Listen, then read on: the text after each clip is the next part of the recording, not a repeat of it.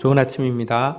바울의 3차 전도 여행 또 에베소 사역을 보고 있습니다. 오늘은 사도행전 19장 11절에서 16절 말씀입니다. 11절 하나님이 바울의 손으로 놀라운 능력을 행하게 하시니 12절 심지어 사람들이 바울의 몸에서 손수건이나 앞치마를 가져다가 병든 사람에게 얹으면 그 병이 떠나고 악기도 나가더라. 자, 하나님은 이 에베소 지역에서는 바울의 손으로 놀라운 능력이 나타나게 해 주셨습니다. 왜 에베소 지역에서는 다른 지역보다 훨씬 더 그 놀라운 능력이 나타나게 되었을까요? 두 가지 정도 이유를 생각해 볼 수 있습니다. 첫 번째는 에베소 지역은 다른 어떤 지역보다 말씀이 충만했습니다. 두란노 서원에서의 사역을 통해서 말씀이 충만해지자 강력한 성령의 능력이 동반되었습니다. 능력의 근원은 말씀에 있고요. 말씀 충만이 바로 성령 충만이고 말씀이 충만할 때 나타난 능력이 가장 안전하기 때문에 하나님은 이곳에서 놀라운 능력을 행하셨음을 알 수 있습니다.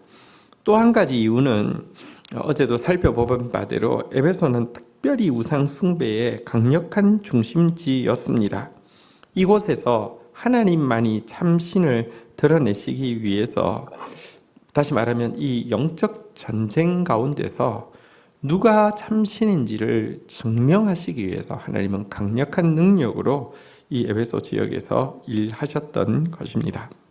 자, 그런데 이 놀라운 능력에 그 도구로 사용된 바울의 소품이 두 가지가 12절에 나오고 있습니다. 사람들이 바울의 몸에서 손수건이나 앞치마를 가져다가 병든 사람에게 얹으면 그 병이 떠나기도 하고 악기가 나가기도 했다는 것입니다. 이 손수건과 앞치마, 이 외에 이 두 가지 소품이 이와 같은 능력을 일으켰는지 한번 좀 보도록 하겠습니다. 손수건은 어떤 때 사용되었을까요? 여러분, 우리가 살펴본 바대로 바울은 두란노 서원에서 오전 11시부터 오후 4시까지 이 사람들의 오침 시간, 쉬는 시간에 이 두란노 서원을 임대해서 말씀을 가르쳤는데요. 가장 뜨거운 시간, 땀을 닦으면서 열정적으로 말씀을 증거할 때 사용하는 중요한 소품이 바로 이 손수건이었을 것입니다. 이 바울의 손수건은 말씀을 향한 열정을 상징하는 소품이라고 할 수 있습니다. 그러면 앞치마는 무엇입니까? 앞치마는 바울이 생업으로 텐트 메이킹을 하는 것을 우리가 보았는데요. 천막 만드는 때에 이 착용을 하고 이렇게 가죽 공예를 했는데요. 그는 어디서든지 머무르는 동안에는 아무에게도 짐을 지우지 않고, 또 특별히 성경에서 주는 자가 받는 자보다 복되자라는 가르침의 본을 직접 보이기 위해서 열심히 일해서요. 자기의 생계비뿐 아니라 학교 임대료와 또 연약한 자를 돕는 이 선교비까지 그는 이 앞치마를 이렇게 착용하고 이 텐트 공예를 함으로 말미암아 벌었는데요. 그래서 그의 앞치마는 신행일치의 삶의 상징이라고 할 수 있습니다.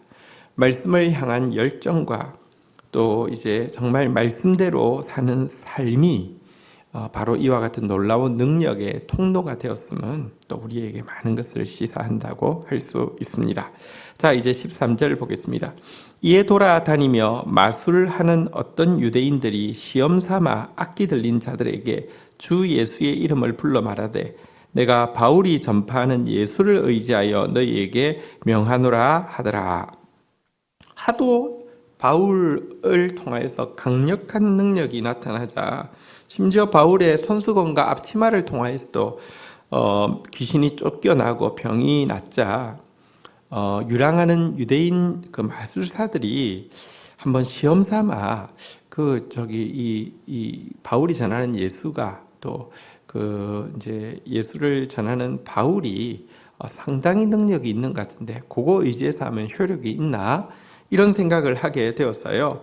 악기를 쫓을 때 바울이 전파하는 예수를 의지하여 너희에게 명령하노라, 나가라, 이렇게 말하는 일이 생기게 되었다는 것입니다. 어느 정도로 강력한 능력이 나타났는지에 대한 반증이라고 할 수 있지요.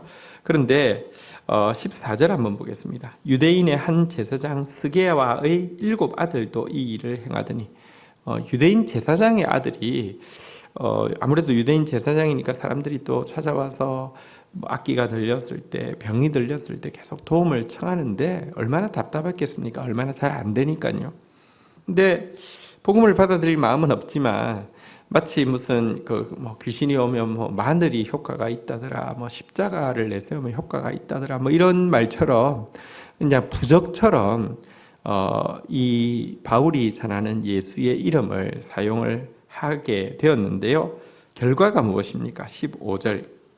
악기가 대답하여 이르되 내가 예수도 알고 바울도 알거니와 너희는 누구냐 하며 16절. 악기 들린 사람이 그에게 뛰어올라 눌러 이기니 그들이 상하여 벗은 몸으로 그 집에서 도망하는지라. 바울이 전하는 예수의 이름으로 명하노니 나가라 그랬더니 귀신이 뭐라고 이야기했습니까? 내가 예수도 알고 바울도 아는데 너는 누구냐라고 물어본 것이죠.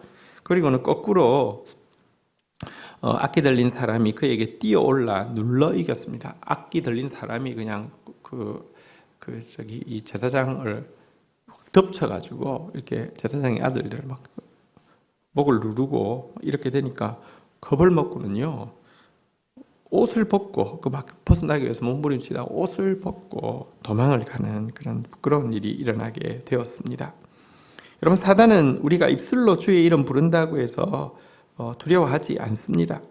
지식으로 하나님을 안다고 해서 긴장하지도 않습니다. 사실은요, 지식적으로는 사단이 우리보다 하나님을 더 잘 알지 않습니까? 그러나 예수 그리스도에 대한 참된 믿음은 알아보고요, 하나님 나라를 위한 참된 헌신은 두려워합니다. 여러분, 개는 사자 뼈만 봐도 무서워한다고 합니다. 그래서 사단은요, 정말 참 예수, 그리고 그 예수를 진실로 받아들이고 그 예수를 향해서 진실로 헌신하는 바울과 같은 하나님의 사람 주위에는 건접도 하지 못하고 두려워할 수밖에 없는 것입니다. 사단에게 유명한 자, 사단이 알고 두려워 떠는 자가 되어야 하지, 사단에게 무명한 자, 넌 누구냐라고 반문하는 그런 사람이 되는 것은 참으로 부끄러운 일입니다. 오늘 주신 말씀 붙잡고 기도하며 나가도록 하겠습니다. 하나님, 말씀이 충만하자 능력이 충만하게 나타났으며 우상으로 충만한 에베소 가운데 누가 참 하나님이신지 영적 전쟁을 통하여 명백히 보여주신 하나님, 특별히 이 일에 바울의 말씀을 향한 열정과 말씀대로 사려고 하는 삶이 나타나 있고 묻어 있는 편린인 손수건과 앞치마가 사용된 것을 보게 되었습니다. 저희들에게도 말씀을 향한 뜨거운 열정이 있게 하여 주시고 저희들에게도 믿음대로 살려고 하는 정만실신행일치의 삶이 있게 하여 주시사 하나님의 능력의 통로가 되어질 수 있도록 인도하여 주옵소서. 하나님, 예수의 이름을 안다고 해서 능력이 나타나는 것이 아님을 보게 됩니다. 정말 지식으로 사단인 우리보다 하나님을 더 잘 알고 있고 주여 주여 한다고 전혀 긴장하지 않는 것을 보게 됩니다. 참으로 예수 그리스도를 아는 사람 되어지게 하여 주시고 참으로 예수 그리스도께서 약속하신 그날을 향하여 헌신하는 사람 되어지게 하여 주셔서 예수도 알고 바울도 안다고 한 사단이 우리의 이름을 알며 두려워 떨며 쫓겨나는 그런 일이 있도록 역사하여 주옵소서. 예수 그리스도의 이름으로 기도 올립니다. 아멘.